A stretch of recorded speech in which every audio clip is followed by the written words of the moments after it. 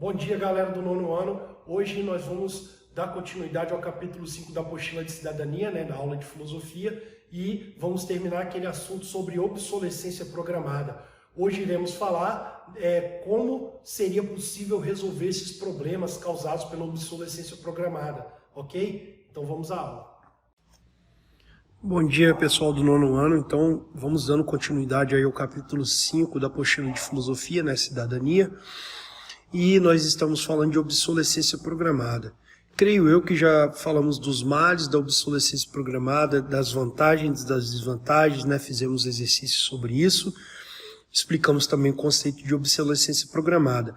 Mas se hoje nós daremos continuidade a esse capítulo aí, finalizando esse capítulo, nos perguntando qual seria a melhor saída, as possibilidades alternativas para que a gente possa escapar dos problemas, principalmente problemas ambientais causados por essa obsolescência, programada. E aí nós sabemos que há uma variação, climática. Então lá no sexto ano a gente está trabalhando a ideia de aquecimento global, e nós sabemos que, querendo ou não, existem várias teses sobre isso, mas pode-se perceber que há uma variação climática no mundo. E grande parte dessa variação climática é causada justamente pela poluição da natureza, pelas mudanças ambientais, pela destruição ambiental. E aí nós vemos que a obsolescência programada, um dos males dela é justamente poluir a natureza, poluir com os produtos, com as ferramentas, com uma química totalmente industrial, porque os equipamentos de informáticos, equipamentos eletroeletrônicos, eles são jogados, despejados em qualquer lugar. Uma das coisas que eu me lembro, assim, a minha vida é o problema da pilha, por exemplo. A pilha, ela é algo, assim, há um veneno ali praticamente dentro da pilha, e aí você joga ela em qualquer lugar, cara. A gente joga no lixo, mas ela é despejada nos grandes lixões. Então nós temos essa questão, para onde vai o nosso celular, ele quebra, a gente joga ele fora, joga na sacola, mas esse material é um material que demora bastante para ele mudar, para ele acabar. É algo que vai ficar ali na natureza, ficar na terra ali ou dentro do mar durante muito tempo. Isso tem causado aí a destruição da natureza, certo? Então, tem-se visto políticas públicas que devem abordar novas formas de se adaptar à natureza, Então a natureza tem se visto aí políticas públicas para justamente a gente mudar a nossa forma de lidar com a natureza. Como que a gente vai... porque até hoje a gente tem lidado com a natureza de determinada forma, Tudo que a gente usa, a gente joga para ela, e ela que deu o seu jeito, E outra perspectiva de mitigação deve ser de uma ação maior de convergência mundial, no que condiz criar novos modos de execução de objetos de consumo. Esta é uma alternativa espinhosa, uma vez que precisa de adesão global e consciente de todos os países. Então, olha lá, outra maneira, além de rever sua interação com a natureza, do ser humano não jogar tudo, que é na natureza, seria justamente de novos métodos de criação de objetos e de manuseio de objetos.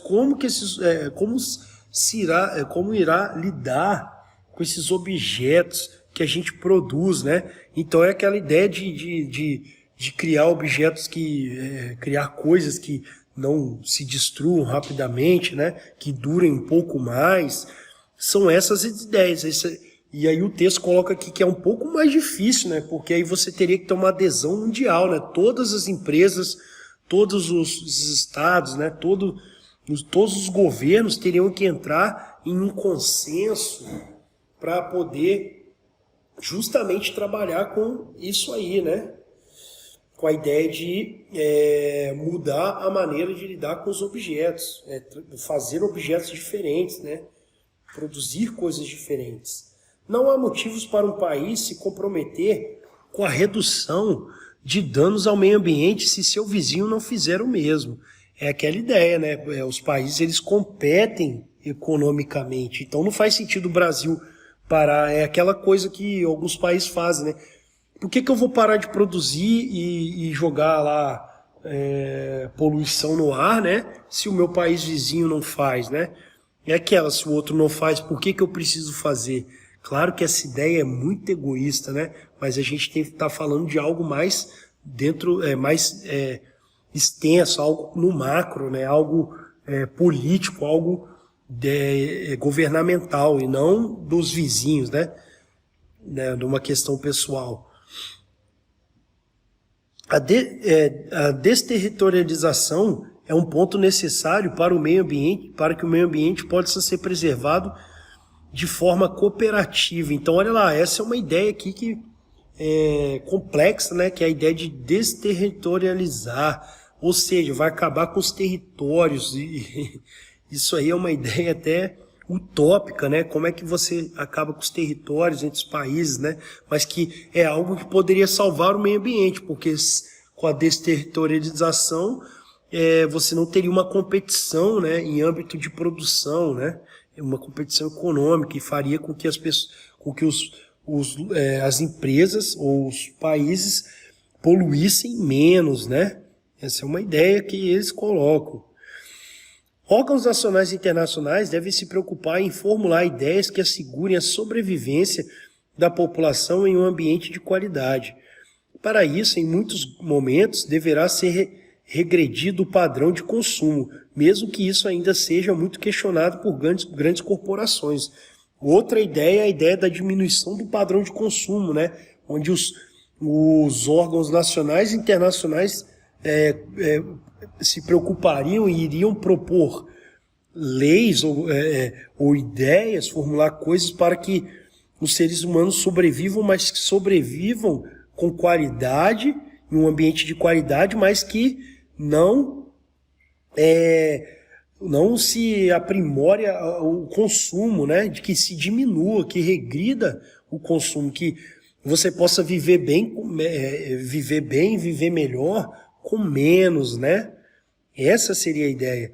Se adaptar ao momento atual é uma alternativa paliativa, mas não há como imaginar um futuro terreno sem levar em consideração a mitigação como estratégia central para os próximos anos. Então, mitigar seria justamente diminuir o consumo, rever as relações entre ser humano e natureza e rever as relações entre os próprios seres humanos ali, entre os objetos e os seres humanos, né?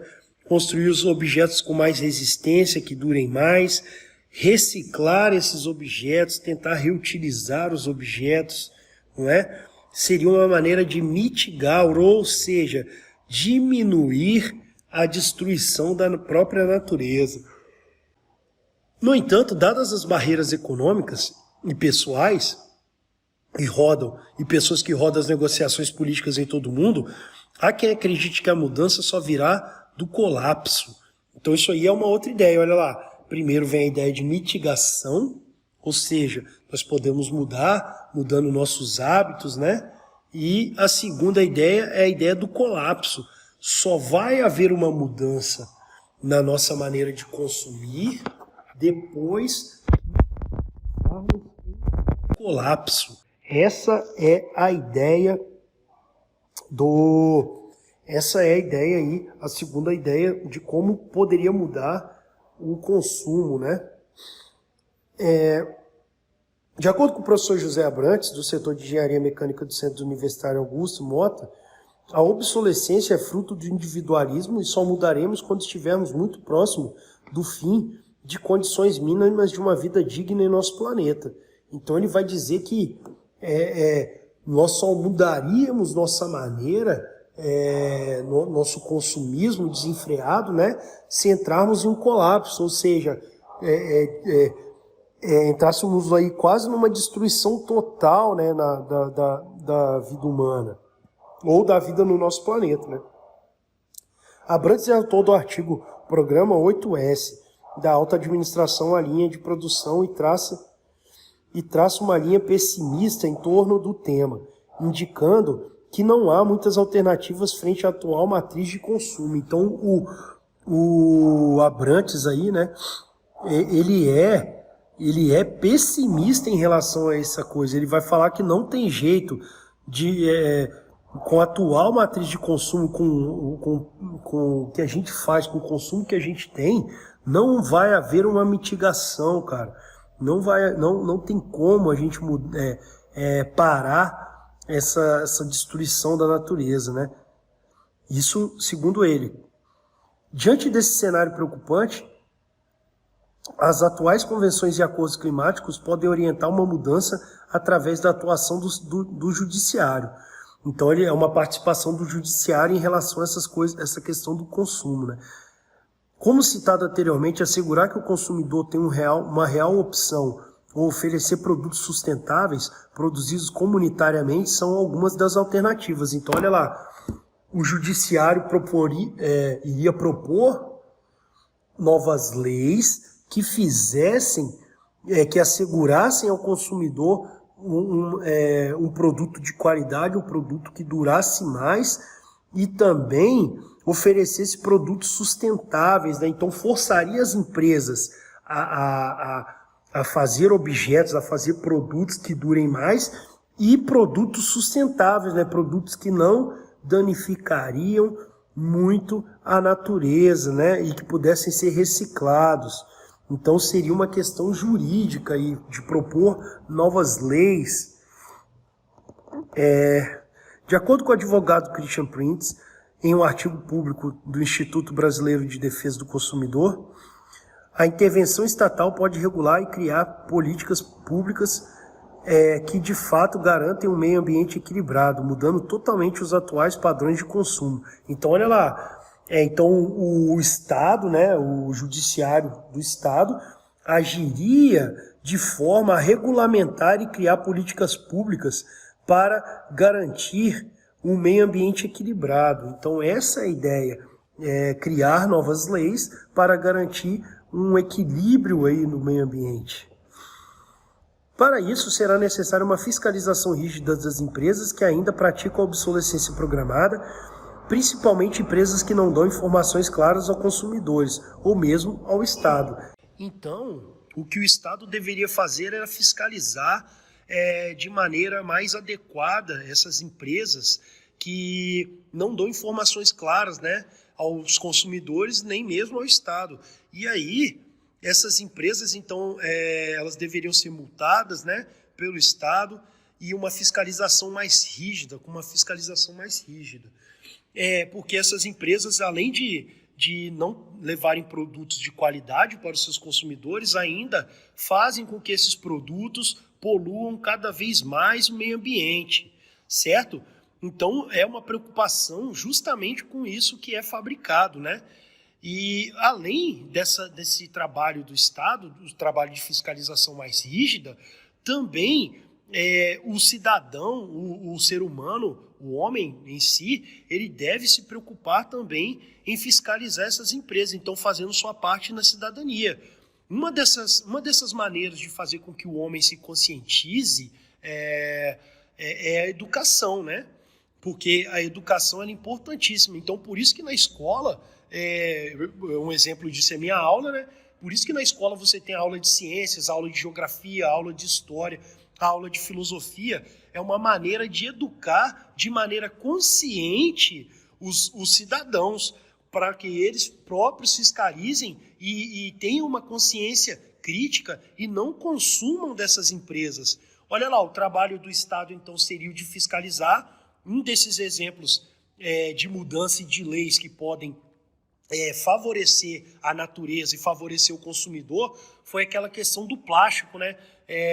Não sei se vocês se lembram, mas até um tempinho atrás foi criada uma lei pelo Estado onde os supermercados eles não poderiam mais dar sacola plástica, né? Então você vai lá no supermercado, na padaria comprar o pão, quando você sai, em vez de você ganhar uma sacola plástica, teria a tal da Eco Bag. Eco Bag é uma sacola, então, feita com produto especial, lá, um produto mais natural, que o tempo de decomposição dela na natureza é mais rápido, além dela ser mais duradoura. Então, as pessoas compravam a Eco Bag, levavam para o supermercado e levavam também para a padaria. Então, o produto era carregado nessa Eco Bag. Então, esse é o papel do Estado, então, de criar leis para que as empresas cuidem melhor da natureza e também ofereçam produtos melhores para os consumidores.